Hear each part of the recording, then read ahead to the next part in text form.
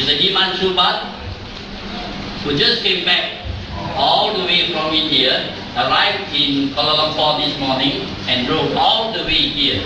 Mr. Himanshu Bhatt. All the way from India to Penang. He is from Penang, so be mistaken.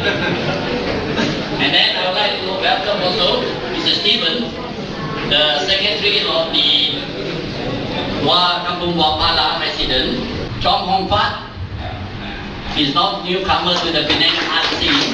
Chong Hong Fat. Choi Kim Hong.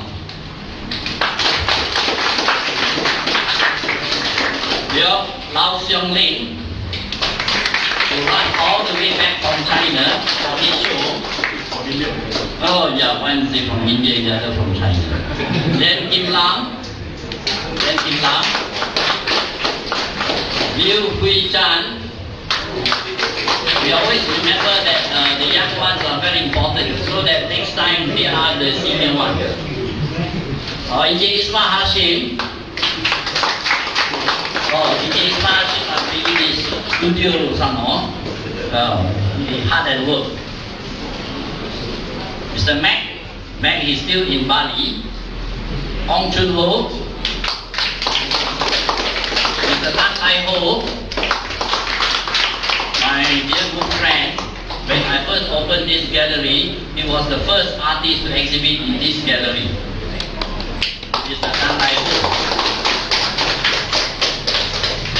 Liu Chi Wei, also the youngest artist in the group. Mr. Vasudevan, he is actually now with a group of artists showing at the Batu Cave. Mr. Vasudevan, another group shows. His apology. And Mr. Yato Singh. Mr. Yato Singh. And Jen Win. Jen Win is the one who wrote the poem, Memory of the Village. And lastly, yours truly. Thank you, all of you. Kampung Buah Pala, 2 centuries old, came early settlers, many tales were told. Surrounded by trees, houses once stood, plank walls, ring roof, living in happy mood. Where children once played in the halcyon days, running beside the flowing stream, beneath the shady trees. At the break of dawn, the cool breeze blows, cows grazing in the green fields, walls of dull-curly flows. Villagers haggard, with haggard faces, tells a sad tales of coming days, whether they succeed or fail. Time flies, some villagers move away, while others stay behind towards their day. Without a roof above their heads, they haggle in long debates. What's to the far? What will be their fate? Once a village it was. Vivid photos and paintings, displayed in a gallery, is all that remains. Kampung Buah Pala will be a memory. Good evening, everyone. Dato' Anwar, Mr. Koi Sukau, my fellow journalists, media photographers, and artists, and of course Mr. Stephen, Mr. Maran, and other villagers from Kampung Buah Pala and their supporters and friends. Good evening to all of you, and thank you for coming here. I'll just explain to you a bit on how this project came about. As a journalist, I've been involved in covering political issues as much as I've been involved in covering art reviews. I think many of you who know me personally know about my background. So Kampung Buah Pala was a rather quaint experience for me when I happened to step into the village. Just a few months before it was slated to be demolished to make way for a condominium and a modern housing development project.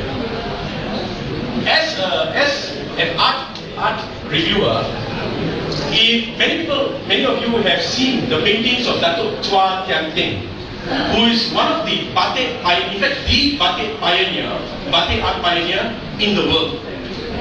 Datuk Chua Tian Ting, among the paintings that he is noted for, is of an Indian laborer in a plantation husking a coconut in a traditional way, wearing a loincloth. That particular image that Datuk Chua had painted in batik, with the muscular contour of that man and the background, the ethereal background, has always haunted me. So it was with a lot of significance that I was wondering, where can we get a scene like this?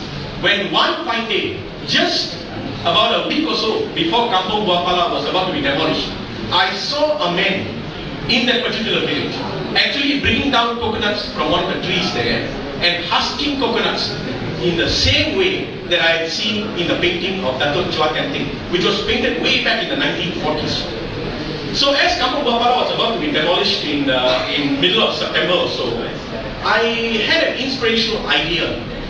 Our artists, at least the arts fraternity in Penang, starting off from the 1930s, with our pioneers like Kosia, Datuk Chua Tian Ting, of course, and so on and so forth, have been known to go out into the outskirts.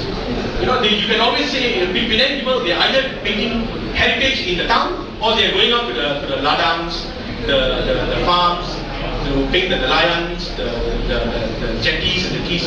There is a romantic idealism about the rustic and pastoral nature of Malaya that many of the artists today are saying they do not have as much in abundance anymore. The irony was, right smack in the middle of Penang, in the place where there was so much industrialization, so much development, enveloped on all sides by a frantic development pace, was a heaven, quote unquote, of an oasis that had been existing for the last 150 years. And many people had not even heard about this. This was actually a remnant of the original settlers brought in by the British 150 years ago under the Brown Estate in Gulugong. And they had remained intact with their fruit orchards, with their cattle, with their wells that were springing water naturally throughout the whole day, and so on and so forth. So I found it an inspirational synthesis to try and get the artists to draw and record the images of Kampung Buah Pala as perhaps the only existing rural enclave, a very unique enclave right smack in the middle of the fast-paced development of Georgetown. In this instance, of course, and not only it extends beyond Kampung Buah Pala to other heritage settlements, for us to appreciate our origins and our history, and in a way for us to reflect on the pace of development and at what cost are we furthering our pursuit for material development. Kampung Buah Pala, this unique 150-year-old heritage settlement brought in by the British and original Kangani laborers from Tamil Nadu, may be lost from the face of our earth. But with the help of our artists and with the spirit of our villagers, I'm quite sure that Kampung Buah Pala will remain in the canvas of our hearts. Thank you very much. We are today, in a way, remembering, celebrating part of the Penang story.